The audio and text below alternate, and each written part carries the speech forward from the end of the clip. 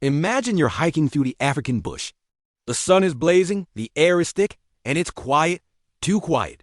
You turn a corner and freeze. Because 30 feet away, draped over a tree branch like a piece of avant-garde art, is an impala. Not a living, breathing impala, but a dead one.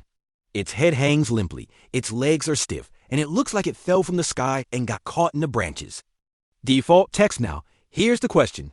How did it get there? Did it fall from a plane? Did a tornado touch down and just happen to drop an antelope in a tree? No. The answer is sitting in the shade 10 feet away, licking its paws. It's an animal that looks like it was designed by a committee that couldn't agree on a theme. It has the grace of a gymnast, the strength of a bodybuilder, and the resting face of a cat that just smelled something bad. We're talking about the leopard. Imagine you're a warthog. You see a shape in the grass. Your brain calculates the distance, the size, the threat level. But because of the leopard spots, your brain literally misreads the data. It's like looking at a striped shirt and not being able to tell how fat the person wearing it is. The leopard's coat is a $10 million piece of military optical camouflage. But here's where things get strange. That perfect camouflage almost becomes a liability.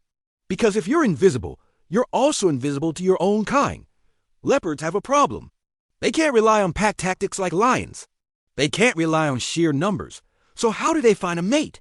How do they say, hey, I'm over here and I'm not a rock? They turn into tree-born graffiti artists. Leopards communicate through scent marking and, more importantly, by scratching the bark of trees. It's their version of a dating profile. Single male, 130 pounds, loves long stalks in the savannah. Look at my claw marks. They leave these signs like breadcrumbs through the wilderness, a silent network of communication that we are only just beginning to decode. But why go through all this trouble? Why be the ghost when you could be the king?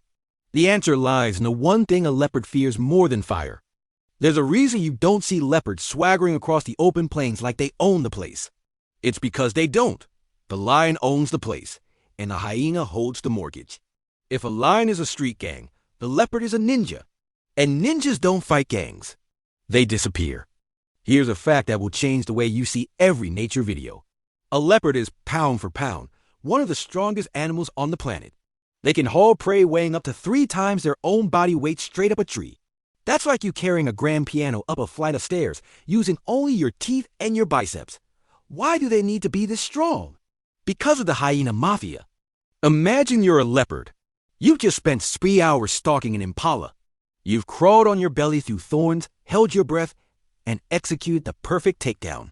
You're about to take a bite, and suddenly you hear it, that whooping laugh, the sound of the stock market crashing for carnivores. Hyenas arrive. They're not just scavengers. They're organized crime. They have numbers, jaws that can crush bone, and absolutely zero respect for your solo effort. A single leopard cannot fight a clan of 20 hyenas. He will lose, and he will die. So what does he do? He looks up. That tree branch isn't just a pantry. It's a panic room. By dragging that 100-pound carcass 20 feet up a trunk, the leopard has just deposited his paycheck in a bank vault that hyenas cannot crack. Hyenas can't climb. Lions can't really climb. They try, they look pathetic. The leopard's entire life revolves around this vertical escape. But this obsession with the high ground leads to some truly bizarre behavior. We've seen leopards stash kills so high up that they literally fall apart and rain bones on the animals below. Imagine walking through the woods and having a deer leg fall on your head.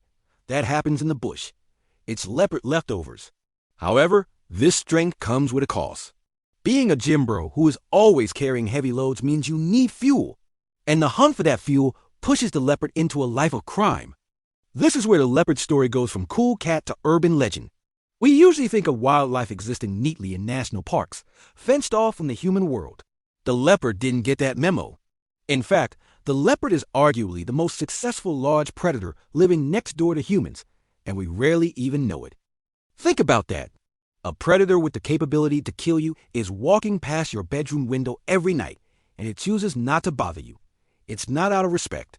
It's out of calculation. Humans are risky. We are loud, we move in groups, and we carry strange things that make loud noises. To a leopard, a human is just a hyena that stands on 2 legs. Better to just eat the dog and move on. But this proximity to humans has created a new problem.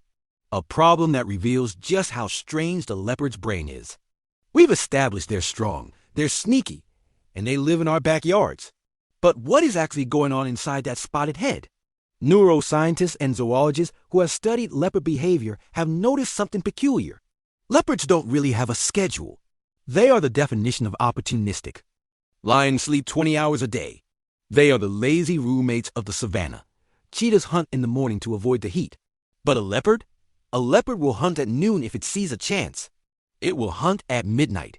It will hunt during a rainstorm. They are always on, always calculating. This constant state of alertness is exhausting. It means they have to be incredibly smart about where they spend their energy. This leads to the most mind-bending survival tactic of all, the head fake. There's a famous wildlife videographer who spent 3 years following one leopard. He noticed that whenever the leopard failed to hunt, missed a kill, it wouldn't sit and lick its wounds. It would immediately walk in the exact opposite direction of the failed hunt for about a mile, and then circle back to the same spot the next day. Why? Because the leopard understands that the impala saw it. The impala is spooked. But the leopard also understands that the impala has the memory of a goldfish. By leaving and coming back, the leopard is hitting the reset button on the landscape. It's a cognitive tactic we usually only assign to primates. The leopard is playing chess while the antelope is playing checkers. But this is only the beginning of the weirdness. Because for all their cunning, leopards have a fatal flaw. They are control freaks. And when they lose control, they completely short-circuit. You think a leopard's biggest threat is a lion, or a pack of hyenas, or a poacher. Nope. Sometimes the leopard's worst enemy is a rodent with really bad attitude problems. The porcupine. In the Sabi Sands region, rangers have found leopards with quills embedded in their faces, their paws, even their mouths. Why would an apex predator attack a porcupine? Because the leopard's hunt anything software overrides its don't get stabbed hardware. When a leopard is hungry and a porcupine waddles by, the leopard sees a slow-moving ball of meat. It doesn't see the 30,000 needles. It attacks, and in a split second, the tables turn. The porcupine doesn't run. It backs up into the leopard. A leopard that survives a porcupine attack is a leopard marked for life. Those quills can work their way deeper into the flesh, causing infections, abscesses, and eventually, a slow and painful death.